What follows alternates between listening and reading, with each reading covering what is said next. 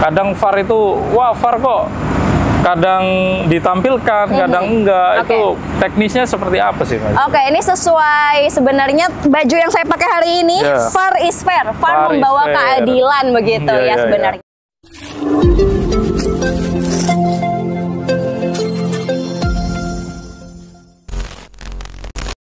Assalamualaikum dulur, jumpa lagi di channel spesial ID35. Salam satu nyali, Wani. Oke lur, kita ada di Stadion Gelora Bung Tomo Surabaya nih.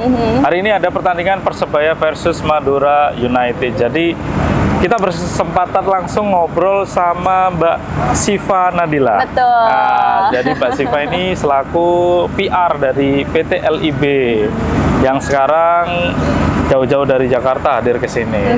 Gimana kabarnya, Pak? Alhamdulillah baik, dan hari ini jadi spesial banget karena sebenarnya ini kali pertama saya kembali ke GBT di perhelatan BRI Liga 1 2024-2025. Persebaya yakin ya malam hari ini 3 poin? 3 poin. 3 poin, amin. Emang Mbak Siva biasanya di mana, Mbak Siva? Oke, jadi kalau saya sendiri biasanya Senin sampai Jumat di kantor kita di Jakarta. Namun biasanya di sela-sela itu maupun di hari weekend saya juga berkeliling ke berbagai stadion untuk meliput secara langsung terkait mungkin topik-topik yang menarik yang bisa juga sebenarnya Sobat Liga saksikan, Sobat Liga 1 ya. Ini kita menyebut ke para supporter nih. Itu sebutannya adalah Sobat Liga 1. Iya, mencari liputan menarik dimanapun itu begitu, di stadion-stadion ataupun di luar stadion yang bisa mungkin Sobat Liga 1 juga saksikan di media sosialnya Liga Indonesia. Apa itu media sosial? Ada di LIB TV dan di Liga 1 Match. Oh siap. Jadi itu terkait membahas tentang supporter juga nggak, Mbak? Oh ada juga dong. Ada kebetulan juga, ya? Di kesempatan kali ini juga mumpung saya di Surabaya, semalam saya juga bertemu dengan perwakilan bonek. Kita mencari liputan terkait sisi humanis dari supporter, dari bonek itu sendiri.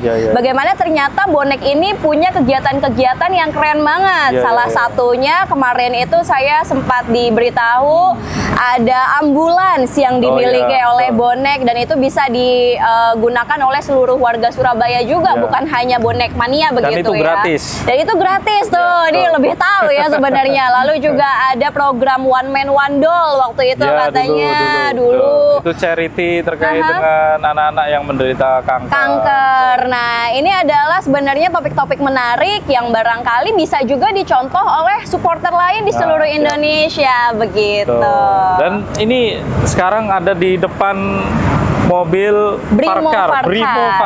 Yes, jadi Brimo fungsinya Farkar. sebenarnya ini buat apa sih, Mbak Siva? Oke, jadi Brimo Farkar ini seperti yang kita tahu juga di musim ini, di musim BRI Liga 1 2024-2025, Liga Indonesia berkomitmen untuk dari awal sampai dengan akhir musim menggunakan teknologi VAR untuk seluruh pertandingan. Dan insya Allah barangkali di musim depan si VAR ini juga bisa kita adakan untuk di Liga 2 nih, begitu ya. Dan kalau tadi ditanya apa sih fungsi dari Brimo Farkar ini? Jadi ini menarik, Mas. Sebenarnya tidak semua negara gitu ya memiliki Farkar ini atau mobil VAR. Kenapa? Karena kalau kita melihat secara geografis di Indonesia, stadion ini kan letaknya berjauhan begitu. Pulau-pulau juga. Pulau-pulau juga. Jadi kita mengupayakan bagaimana si VAR ini dapat terus dijalankan di seluruh stadion yang ada di Indonesia begitu. Terkadang memang adanya perbedaan kan, Mas. Barangkali mungkin dikarenakan satu dan lain hal berpindah stadion. Lalu juga di stadion tersebut barangkali belum ada varumnya. Nah, itu dia. Jadi kita usahakan bagaimana tetap adanya teknologi VAR dengan menggunakan si Brimo Farkar ini. Berarti keliling-keliling stadion. Betul, keliling-keliling. Sampai saat ini kita juga taruh beberapa Farkar ini yang ada di Pulau Sulawesi, Kalimantan begitu. Nah, itu pun juga ada manajemen perpindahannya nih, Mas. Berarti sekarang ada berapa unit Farkar? Kita kurang lebih punya 10 unit Farkar. Berarti keliling ada di seluruh Indonesia ya? Keliling ke seluruh Indonesia begitu. Dan banyak supporter yang gini, Mbak Siva. Kadang VAR itu, wah VAR kok kadang ditampilkan, kadang enggak. Itu teknisnya seperti apa sih, Mas? Oke, ini sesuai sebenarnya baju yang saya pakai hari ini. VAR is fair, VAR membawa keadilan begitu ya sebenarnya. Nah, teknologi VAR ini perlu digarisbawahi kita adakan untuk membantu wasit begitu. Namun VAR ini tetap keputusan akhirnya ada di wasit tengah. Di wasit tengah. Betul. Yang jadi ada di lapangan yang ada di lapangan betul. Nah, bagaimana yang ada di dalam mobil VAR ini berupa monitor, lalu juga ada kelengkapan-kelengkapan yang digunakan oleh wasit VAR. Termasuk komunikasi. Betul, komunikasinya juga. Jadi di dalam mobil VAR ini ketika diadakannya suatu pertandingan ada 3 orang di dalam. Yang pertama itu ada wasit VAR, asisten wasit VAR, dan juga ada RO atau replay operator. Replay operator ini bertugas atau berfungsi untuk mengambil gambar dari broadcast. Jadi kalau bisa dilihat di samping VAR ini biasanya berdampingan dengan broadcast begitu. Yang kali dari stasiun televisi begitu ya. Kenapa? Yes, kalau di sini Indosiar ya. Yes, kalau untuk di Liga 1 kita disaksikan, bisa disiarkan di Indosiar. Nah, kenapa? Disebabkan kamera yang digunakan oleh VAR ini kita ambil dari kamera broadcast. Begitu. Berarti jumlah kamera di broadcast itu yang dipakai. Yang masuk ke VAR ini begitu. Nah, itu sebelum diadakannya pertandingan diadakan proses kalibrasi kurang lebih 2 sampai dengan 3 jam sebelum pertandingan itu dimulai begitu. Jadi online ya, bisa dimonitor langsung. Betul. Nah, nanti ketika diadakannya VAR di lapangan itu hanya ada 4 protokol, Mas. Jadi nggak semua pertandingan ini juga bisa diintervensi oleh VAR begitu. Hanya ada 4 protokol. Walaupun sebenarnya pada pertandingan tersebut selama 90 menit itu selalu dikawal oleh VAR. Terus ya? Yang pertama itu goal or no goal. Jadi bagaimana ketika bola ini sudah masuk ke garis gol atau ke gawang, itu goal or no goal. Lalu yang kedua ada red card. Jadi bagaimana ketika red card ini diberikan langsung ketika pemain melakukan kesalahan di lapangan. Jadi misalkan pemain nih nyeleding nih, itu layak nggak kartu merah? Betul, tiba-tiba nih udah straight red card, udah langsung dikasih oleh wasit. Nah, biasanya nanti wasit VAR itu akan memberikan masukan begitu. Ini nanti dengan replay tadi. Betul, dengan replay tersebut itu bisa atau tidak diubah, misalkan jadi kartu kuning kah, atau kartu merahnya memang sama sekali tidak diberikan begitu atas pelanggaran tertentu. Lalu kemudian yang ketiga penalti or no penalti. Dan yang keempat itu terakhir adalah mistaken identity. Mistaken identity misalkan yang diberikan kartu itu pemain nomor 11 gitu ya, padahal salah orang. Nah, jadi hanya ada 4 protokol berarti VAR. Protokolnya misalkan dari wasit VAR ini salah gitu ya. Betul. Jadi langsung biasanya seperti itu, intervensi. Gitu jadi pun belum tentu apa yang terjadi di lapangan itu yang selalu diikuti oleh kamera. Kadang ada kejadian di sini ternyata kejadiannya sebelah kanan gitu ya, jauh. Nah, itu bisa diintervensi juga melalui VAR. Tapi sekali lagi segala keputusan itu berada di wasit tengah. Begitu. Berarti pemain pun nggak bisa mengintervensi Wasit VAR. Nggak bisa mengintervensi. Dan bisa tetap dari wasit VAR ya?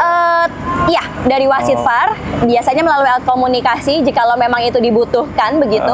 Lalu kemudian apabila memang ada hal yang ingin diberitahukan kepada wasit, seperti umumnya sepak bola harus disampaikan ke kapten. Nanti kapten yang kemudian akan menginfokan begitu ke wasit tengah begitu. Jadi apapun itu keputusan tetap ada di wasit tengah ya? Betul, keputusan ada di wasit tengah. Dari wasit VAR, ini mungkin ini, tapi wasit tengah punya penilaian pendapat sendiri begitu. Tetap ada di keputusan wasit tengah. Begitu. Jadi supporter pun nggak bisa intervensi. Set VAR gitu. Harus VAR begitu. Karena ternyata memang pun hanya ada 4 protokol VAR begitu. Ini juga yang belum banyak diketahui oleh masyarakat luas begitu, pecinta sepak bola begitu. Jadi fungsi dari VAR ini sebenarnya untuk lebih adil juga begitu. Ya. Misalkan gol atau tidak gol itu tetap dicek ya. Iya, tetap dicek seperti itu. Dan memang berdasarkan wawancara-wawancara dan penilaian yang selalu kita tanyakan kepada pemain, tentu saja pemain itu sangat terbantu dengan adanya VAR VAR ini. Dan memang karena ini adalah musim pertama kita secara 100% menggunakan VAR begitu ya. Ya barangkali masih ada keteledoran dan lain hal. Kita sama-sama belajar barangkali untuk kemajuan sepak bola Indonesia. Dan perlu yang mungkin Sobat Liga juga ketahui, sebenarnya untuk bisa menjadi wasit VAR atau asisten wasit VAR ini prosesnya juga sangat panjang. Ada pendidikannya ada pendidikannya, juga ya, begitu juga, iya. Jadi kalau di Indonesia sendiri kita menggunakan namanya Hawkeye. Hawkeye ini adalah salah satu agensi yang kemudian diutus oleh FIFA. Bagaimana kita ini wasit dari FIFA. Betul, dari FIFA. Jadi tidak semua barangkali seperti kamera, monitor dan sebagainya itu bisa kita beli sendiri, karena yang kita mungkin upayakan juga adalah lisensinya. Nah, lisensi inilah yang sebenarnya harus dari lembaga-lembaga yang memang sudah menyetujuinya, dalam hal ini adalah FIFA. Begitu. Jadi ada standarisasinya ya. Betul, ada standarisasinya. Jadi untuk wasit VAR dan asisten wasit VAR ini pun mereka kurang lebih menjalankan pendidikan kurang lebih 6 bulan begitu. Itu lama sekali begitu. Ya. Jadi mereka sudah punya lisensi wasit ditambah harus mempunyai lisensi wasit VAR. Nah, ini yang menjadi menarik. Sertifikasinya ya. Ada sertifikasinya. Nggak semua bisa jadi wasit VAR. Exactly, gitu. Jadi kita pun juga sebenarnya berterima kasih nih kepada para supporter yang selalu mengawal perkembangan VAR begitu ya. Betul. Jadi kita harapkan juga makin banyak supporter yang mengetahui apa itu VAR dan bagaimana cara kerja VAR begitu. Dan diharapkan semoga juga kalau harapan dari kami semakin banyak stadion yang memiliki VAR room atau ruangan VAR. Termasuk Liga 2 nanti ya. Termasuk insya Allah di Liga 2. Itu lebih keras. Iya, itu dia. Itu penting VAR-nya. Penting sekali. Kalau kita bisa lihat dari samping boleh nggak, Mbak? Mungkin boleh dilihat dari samping sini ya. Samping nih, kelihatan. Iya, jadi ini kita ada truknya besar sekali. VARCAR. Brimo VARCAR. Ya, kira-kira berapa ini? Anggarannya berapa ini satu unit kira-kira? Kurang lebih ya miliaran rupiah untuk keseluruhannya ya. Jadi ini adalah investasi yang besar. Jadi pastinya dengan investasi miliaran rupiah ini kita berharapnya yang lebih baik begitu kan. Iya, jadi jangan sampai kemudian barangkali ada hal-hal negatif begitu juga. Perusakan begitu, karena ini adalah aset kita juga nih gitu. Dan bukan hanya untuk Liga 1. Ketika diadakannya pagelaran internasional di Indonesia pun harus ada VAR ini gitu. Termasuk pagelaran internasional kayak kemarin mungkin kalau di GBT ada U17 juga begitu ya gitu. Oke Lur, jadi sama-sama kita jaga ya. Makasih banyak Mbak Siva atas penjelasannya tentang VAR. Semoga bermanfaat. VARCAR ini ya, semoga supporter lebih melek tentang bagaimana itu VAR, bagaimana sistemnya. Nggak usah protes-protes, kita percayakan pada wasit karena mereka sudah terverifikasi tentunya. Betul, dan juga kan kita pasti ada Dewan Perwasitan, dan Dewan Perwasitan itu langsung diketuai oleh ketum kita, Bapak Erick Thohir. Oh ya, kalau misalkan ada indikasi wasit-wasit yang wah ini curang nih, bisa dilaporkan tentunya. Betul, jadi pastinya keseriusan itulah yang kita jaga begitu. Oh siap, makasih banyak Mbak Siva. Sama-sama. Oke dulur, sekian video dari Special ID 35. Jangan lupa juga subscribe channelnya LIB. Apa namanya tadi? TV dan Liga 1 Match. Iya, kalau ada usul saran masukan kalian bisa tulis di kolom komentar. Salam satu nyali. Wani.